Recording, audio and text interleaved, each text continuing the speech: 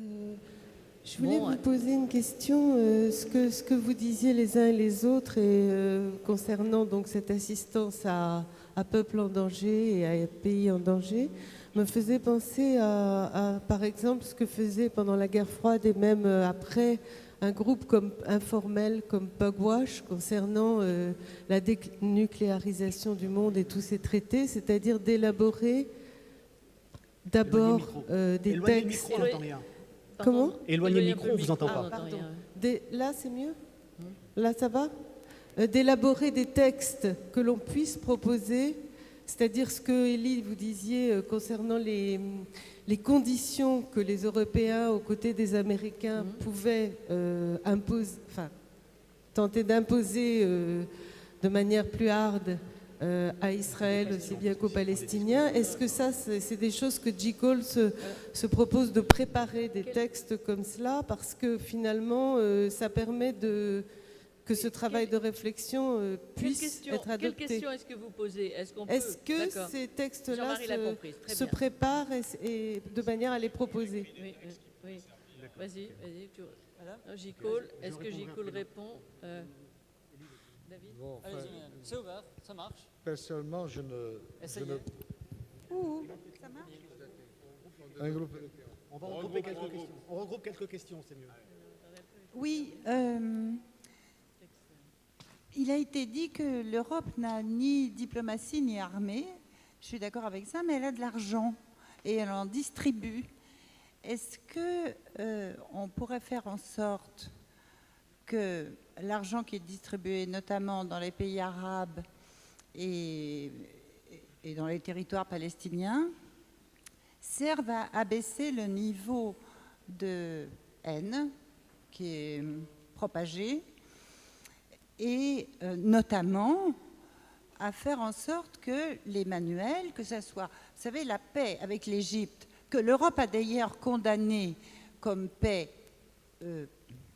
unilatérale, enfin partielle, en 79, je me souviens très bien, des gens voulaient la paix, mais l'Europe trouvait que ce n'était pas assez de faire la paix avec un pays. Bon, mais dans les pays avec qui Israël a fait la paix, les manuels scolaires et les livres d'histoire comportent encore des cartes où n'apparaît pas Israël. Est-ce que, sans diplomatie, sans armée, l'argent européen pourrait au moins être conditionné à ce qu'on cesse de propager la haine? Merci. Merci. D'autres questions? Monsieur? Oui, on va répondre par Ça fonctionne? Oui. On vous voit. Oui, je suis signataire de J-Cole, donc je partage les motivations affichées, c'est-à-dire à la fois l'attachement à l'existence d'Israël et le désir de voir la paix s'instaurer. C'est compréhensible? Oui. Il me semble que la méthode, enfin le maximum qu'on puisse faire, c'est d'abord d'éclairer l'opinion sur la situation objective. Et il me semble, pour ma part, que ce qui a fait défaut, c'est l'évocation du seul État de la région qui dispose d'une stratégie, une stratégie offensive, c'est l'Iran. Il me semble qu'il a été assez absent des débats. D'accord. Oui, Monsieur? bonsoir. C'est moi. Il est là-bas. Ici, là. Oui. Voilà. Donc moi, ma question, c'est sur la montée des extrêmes en Europe. Il y a un reportage qui est paru, enfin, elle va être très rapide, un reportage qui a été diffusé sur Canal+ il y a quelques semaines, et on en parle beaucoup, sur la montée de l'extrême droite, des mouvements d'extrême droite en Europe, et un front anti-islam en Europe. Et malheureusement, j'ai l'impression que ce front anti-islam est souvent... il y a beaucoup d'amalgames qui sont faits. Et dans ce reportage, il y avait une très belle illustration de l'alliance qu'il y avait, par exemple, entre le Front National Français et certains membres du Likoud israélien. C'est-à-dire une identification face à cette menace que serait l'islam, l'islamisme et tout l'amalgame qui est fait sur l'islam. Alors, cette question, en parallèle de ça, il y a quelque chose dont je n'ai pas entendu parler aujourd'hui, c'est l'alliance entre le Fatah et le Hamas. Est-ce que, par exemple, J. Cole, je voudrais juste savoir quelle est la position vis-à-vis de ça, vis-à-vis de la possibilité de parler avec une organisation. Est-ce que c'est une bonne nouvelle pour J. Cole, l'alliance entre le Fatah et le Hamas, point barre. Voilà. On va répondre peut-être à ce groupe de 4 questions et puis on reprendra d'autres questions. Alors, la première, qui répond au texte d'Icole? Qu'est-ce qu'on propose? Est-ce que vous faites des propositions? Est-ce que vous avez des textes établis? Élie? Enfin, on n'a pas, je pense que J. Cole n'a pas vocation à entrer dans les détails des textes, des traités de paix, des accords. Il y a des diplomates pour cela et nous ne sommes pas mandatés pour ça. C'est pourquoi nous sommes mandatés, c'est de créer les conditions intellectuelles et psychologiques pour aller de l'avant. Ce qui est très différent, c'est d'écrire la situation telle qu'elle est, alerter l'opinion et pousser un accord. Où exactement passera la frontière? Quel sera exactement le statut de tel ou tel quartier de Jérusalem? Quelles doivent être les positions de l'Europe à tel ou tel débat à l'ONU? Ça, ce n'est pas ni de la vocation de J. Cole, ni dans son intérêt. Nous ne sommes pas armés pour cela. Nous ne sommes pas tous d'accord, je suppose, entre nous, et ce n'est pas notre affaire. Je peux répondre à d'autres questions ou on les prend une par une? Jean-Marie Le Guen me disait en aparté, en vous écoutant, madame, que l'Europe avait une armée. C'est vrai que des Européens agissent militairement. C'est que, moi je voulais dire, c'est que l'Europe en tant que telle, bien sûr, il y a des Européens qui agissent. Il y a 2 pays, ce n'est pas un secret, il y a 2 pays européens qui ont un outil militaire digne d'être mentionné, c'est la France et la Grande-Bretagne. Tout le reste est pipeau. Il arrive à des Européens d'agir, il y a des forces d'interposition européennes, tout cela est vrai. L'Europe n'est pas complètement démunis et ce que j'ai dit tout à l'heure, il faut le prendre comme grano salis. Il y a un peu de polémique. L'Europe n'est pas si nue que cela. On aimerait qu'elle soit davantage couverte. Alors, en revanche, l'Europe a beaucoup d'argent, c'est vrai. Et vous posez une question qui est récurrente et qui est un peu, qui est un peu apologétique. Alors, on voudrait que l'Europe dicte aux Palestiniens, c'est-à-dire, je vous donne de l'argent pour fabriquer des manuels, mais vous devez faire attention à ce que ces manuels soient impeccables sur le point de la correction politique. Alors, d'abord, c'est difficile à faire. Deuxièmement, beaucoup a été fait. Beaucoup a été fait, c'est une question que personnellement je suis assez attentivement. Et troisièmement, franchement, nous sommes entre nous. Croyez-vous vraiment que les textes, les manuels israéliens, tous, soient aussi impeccables sur le plan? Vous savez que nous avons 3 courants d'éducation en Israël, c'est comme ça qu'ils s'appellent. Alors il y a le courant d'État séculier qui lui est à peu près correct, mais quand vous jetez un coup d'œil sur les manuels du courant national religieux ou dit indépendant, c'est-à-dire ultra-orthodoxe, qui est très bien financé à Paris d'ailleurs, monsieur le député, parce que vous avez une peur bleue d'être traité d'antisémite et vous financez n'importe quel groupuscule extrémiste juif. J'ai eu une discussion intéressante avec le maire de Paris. Ils arrivent à tétaniser pas mal de monde. Et donc là, il y a des choses qui sont inacceptables, vraiment inacceptables, et qui ne le cèdent à rien à la propagande anti-juive, carrément antisémite, il faut bien le dire, de certains manuels palestiniens. Ce qui m'amène à la question sur les relations entre l'extrême droite, sur la montée de l'extrême droite en Europe, qui est, je crois, indéniable, ça il suffit de regarder, et qui est une extrême droite un peu différente de celle à laquelle on était habitué dans les années, disons, 70-80. Mais je n'ai pas le temps d'entrer dans ces détails. Le Front National lui-même, sous l'impulsion de sa nouvelle présidente, essaie d'infléchir l'image de manière à la rendre un peu moins rugueuse, plus acceptable par l'opinion publique. Alors, traditionnellement, l'extrême droite européenne a été férocement antisioniste et anti-israélienne.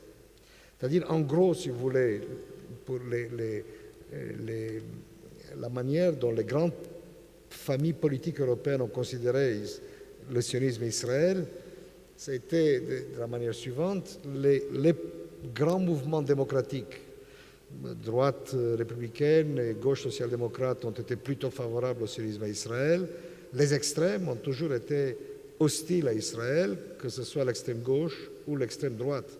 Et le FN a été, malgré quelques tentatives de Jean-Marie Le Pen d'être invité en Israël, dans l'ensemble, il a été de manière constante, a été hostile à Israël, a été pro-Saddam Hussein, pro-ceci, pro-Kadhafi, pro-ceci, pro-cela.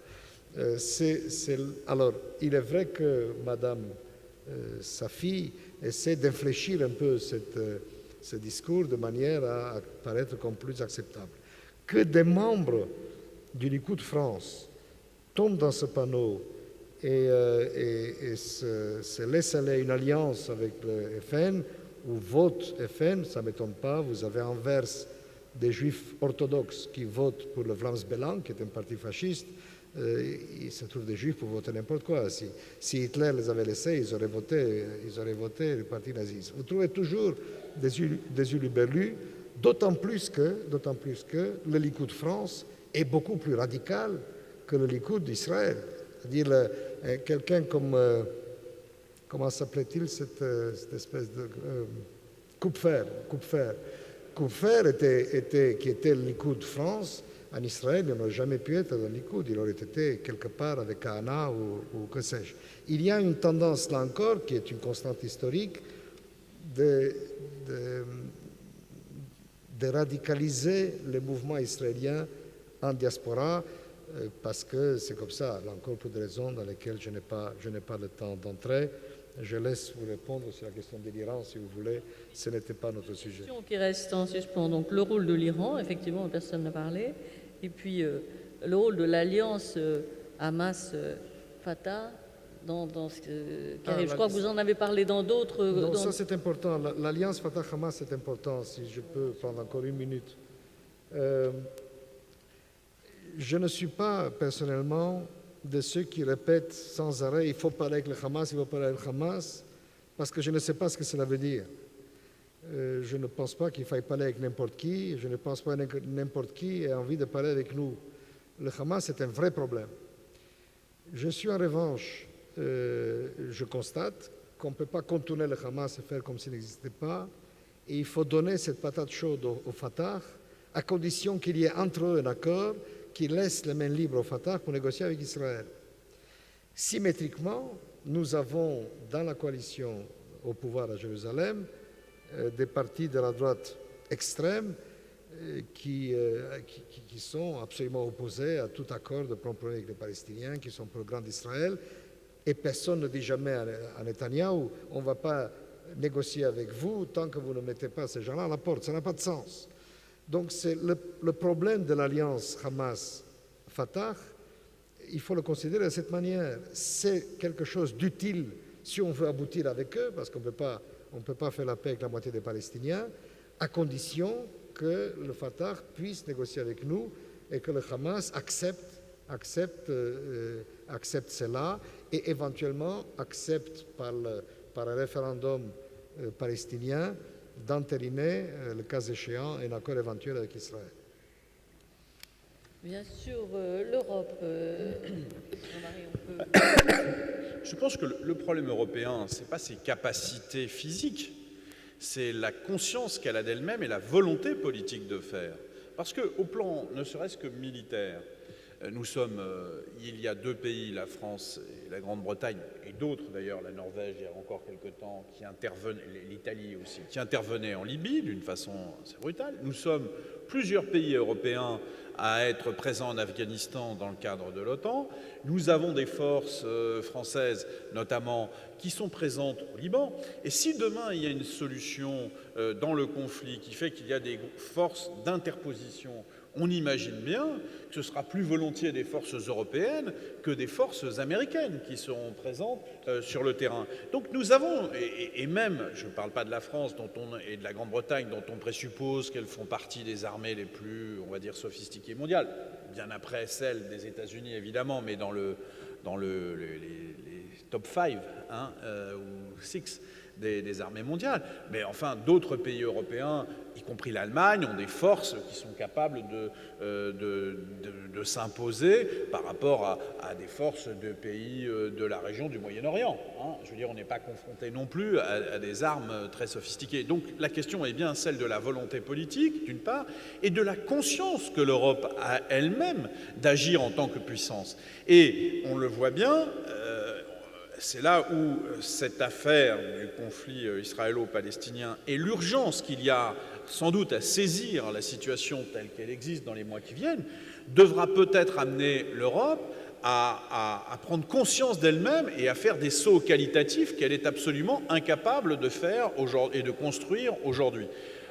Voilà, moi je le crois, c'est-à-dire qu'évidemment on peut à loisir, et je suis le premier à le faire, parler du déclin de l'Europe sur la scène mondiale, mais en même temps, elle a des cartes à jouer qui sont à sa portée. On n'est pas dans des constructions impossibles. Faire sortir l'Allemagne de son rôle de certaines formes de pusillanimité en matière de politique internationale, comme ça a été le fait du temps de Fischer, lorsque, y compris, ils sont intervenus en Afghanistan, ou amener d'autres pays européens à ne pas avoir qu'une vision purement utilitaire de l'action collective, mais avoir une action politique collective. Je crois que c'est possible, confronté à des réalités, parce que si on ne saisit pas ces engagements, alors effectivement, on risque d'avoir des dérapages très puissants. Et le déclin de l'Europe, alors effectivement, il est programmé et programmable de ce point de vue en tant que puissance. Et quelque part, il y a toujours un lien entre l'économique et la puissance politique. Je veux dire que même la puissance économique et commerciale et financière de l'Europe est aujourd'hui mise en cause.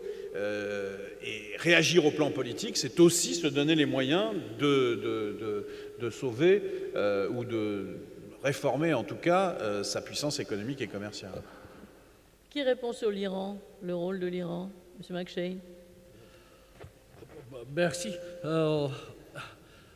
L'Iran est là, c'est une menace à tous ses voisins. L'Iran avec une arme nucléaire, est-ce que ça lance une course aux armements au moment où même Dr. Kissinger annonce qu'il faut avancer plutôt à une réduction, sinon élimination totale des armes nucléaires? Soit il faut soutenir le peuple iranien. J'ai vu que hier, il y avait un meeting avec le Mouadjine iranien. Ce n'est pas, à mon avis, l'opposition qu'il faut soutenir. C'est le peuple à l'intérieur de l'Iran. On n'a pas une politique pour suffisamment aider le peuple à l'intérieur de l'Iran. Mais pour la Russie, la Turquie, l'Arabie saoudite, les Iraniens sont une menace. Donc, mieux vaut faire une coalition pour endiguer, containment, comme on dit en Angleterre, l'Iran. Sur deux autres petites questions, on a parlé des cartes dans les écoles arabes. Moi, je ne sais pas du tout, mais dans des écoles israéliennes, est-ce qu'on montre Jérusalem comme une ville unie ou une ville partiellement occupée? Est-ce qu'on montre la Cisjordanie comme un territoire occupé, où on dit que tout ça appartient à Israël? Je ne sais pas.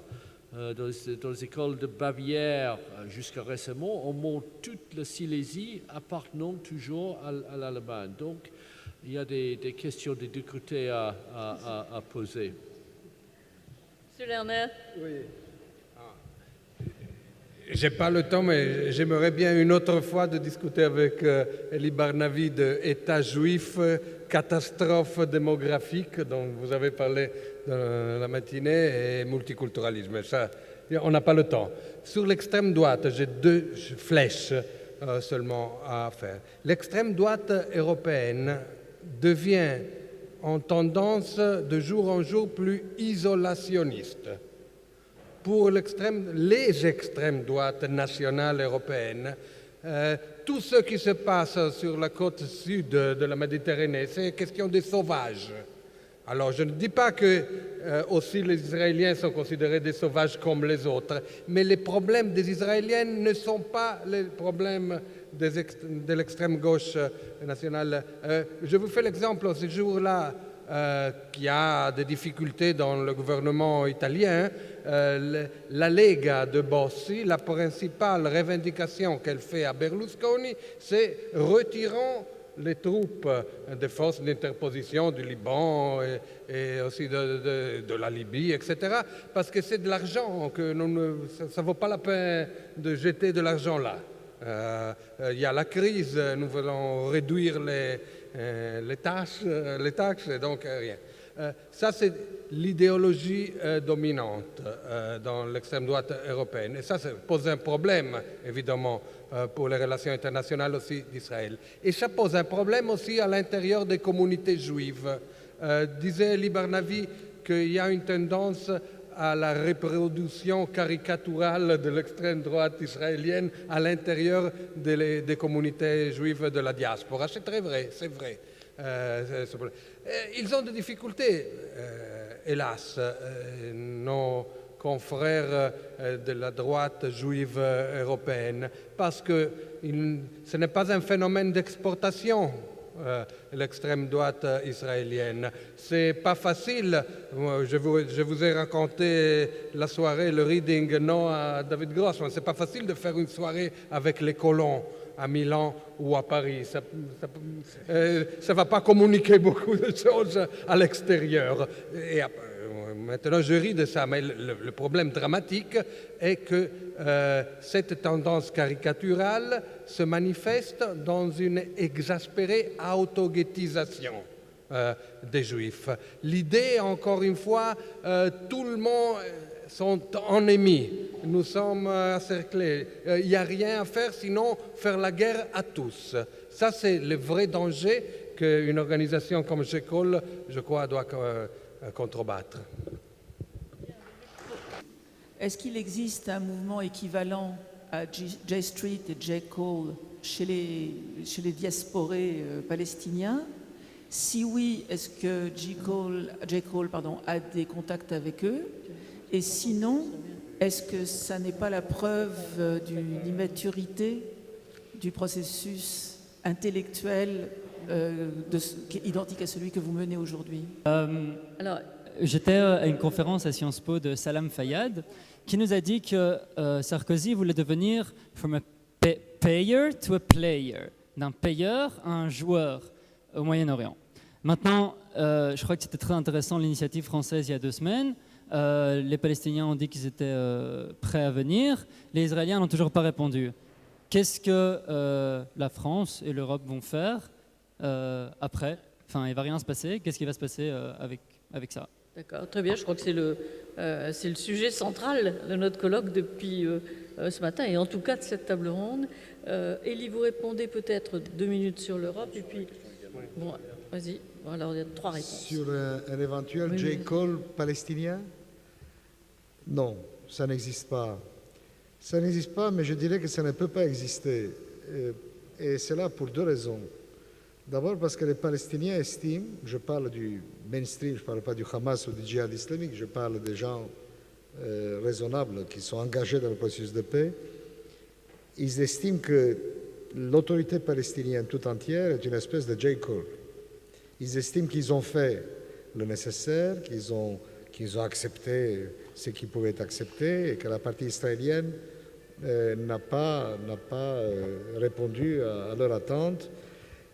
Alors, c'est une prétention avec laquelle on peut discuter jusqu'à un certain point, mais telle est leur impression. On a fait ce qu'il fallait. Ils se considèrent un peu comme une ONG pacifiste de la paix à laquelle Israël n'a pas su répondre. Et la seconde raison qui est plus intéressante, je pense, et c'est une question qui a été souvent posée en Israël, pourquoi est-ce qu'il n'y a pas un mouvement pour la paix maintenant chez les Palestiniens? Et je pense que la réponse honnête qu'il faut apporter, c'est que les situations ne sont pas comparables. Il est beaucoup plus facile d'être généreux et de se battre pour la paix lorsqu'on est au-dessus que lorsqu'on est en dessous. lorsque l'on domine que lorsqu'on est dominé. Lorsqu'on a déjà eu, c'est pourquoi on s'est battu, on a un État, une armée, une société civile, que lorsqu'on ne l'a pas. Lorsqu'on ne l'a pas, on se bat pour l'avoir. Et il n'y avait pas dans le Yishuv, c'est-à-dire la communauté juive de Palestine avant la création de l'État, il n'y avait pas d'NGO de cette nature. Il y avait des mouvements qui prônaient évidemment la paix. Il y en avait même qui voulaient aller jusqu'à l'État binational, mais c'était des postules philosophiques infiniment minoritaires et ça n'a pas donné grand-chose. Si vous prenez en ligne de compte le stade historique, pour parler comme les marxistes, des deux sociétés et le fait que la nôtre a réussi, a obtenu ce qu'elle voulait historiquement, alors vous comprenez bien qu'on ne peut pas s'attendre à ce que les Palestiniens inventent à leur tour des J. Cole et des mouvements pour la paix maintenant. En tout cas, pas tout de suite. Il y a des NGO, mais rien de comparable à ça. Merci Elie. Vous concluez. Voilà, Monsieur Le Guen. Oui, merci.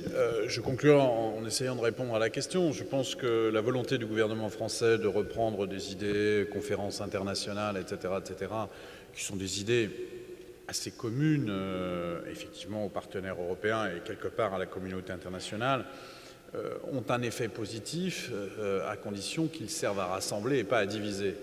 Or là, on a l'impression quand même que le gouvernement français a essayé de pousser en avant une posture plus que de faire un véritable travail diplomatique de fond, dans la mesure où, à partir du moment où déjà les États-Unis, à travers Barack Obama, ne sont pas véritablement favorables à cette initiative, où on sait qu'on prend quelque part Israël de front, où on sait qu'on ne travaille pas à la constitution d'une position commune européenne, évidemment, à partir de ce moment-là, on voit bien que les propositions qu'on avance sont des propositions assez formelles, j'allais dire un peu propagandistes, et qui ne correspondent pas à l'idée réelle du traitement du sujet.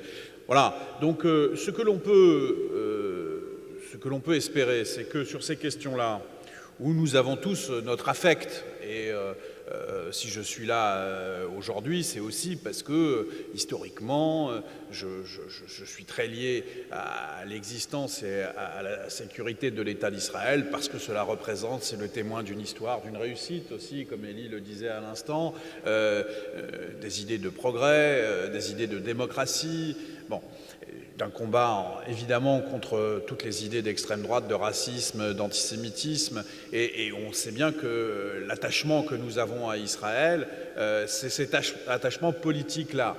Mais en même temps, on sait que maintenant que nous sommes à un moment historique où nous avons beaucoup craint, nous les amis d'Israël de gauche, nous avons quand même eu très peur ces dernières années du lien affectif qui était largement abîmé ou difficile en tout cas à exprimer devant nos concitoyens. C'est aussi une tentation. Et je pense que des mouvements comme J. Cole participent très largement à cette reconquête de l'opinion publique européenne, en même temps qu'elle agit d'une façon très puissante, enfin très forte et je l'espère pleine d'espoir sur les capacités d'influence que nous aurons en retour sur l'État israélien pour qu'il fasse les pas qui sont nécessaires, indiscutablement, mais nous le faisons sans opportunisme. Je pense que ce qui est important, c'est de ne pas chercher des positions politiciennes faciles par rapport à des opinions publiques, mais de travailler dans la vérité, dans la durée, pour faire avancer et trouver des solutions véritablement à cette situation qui maintenant est à un tournant que je crois essentiel dans les mois qui viennent. Et donc il faut le faire avec sincérité et avec force et non pas avec des postures. Voilà. Merci Jean-Marie Le Guen. Merci à tous. Monsieur, je vois que vous avez un mot à ajouter, mais alors un mot seulement avant qu'on remercie tout le monde. Très simplement, il y avait des études sur les reportages du BBC cette année. 1200 reportages sur Israël, peut-être 20 sur la Tunisie, 40 sur l'Égypte. Si on peut commencer à faire des liens de solidarité avec la nouvelle génération dans les pays de la Méditerranée du Sud, qui à ce moment ne sont pas à 1989, la fin du communisme, peut-être plutôt Charte 77, l'ère de Solidarność. Ça va être une longue période. Mais quelque chose a commencé. Et pour moi, si on peut focaliser, difficile à dire ici, un peu moins, toujours sur la seule question de la région, c'est Israël-Palestinienne, mais plutôt sur la montée, la possibilité de créer plus de démocratie dans toute la région et faire ça une ambition pour l'Europe, une politique européenne digne de son nom, je crois que c'est une ambition de solidarité et d'activité politique pour les années à venir. Bien, merci.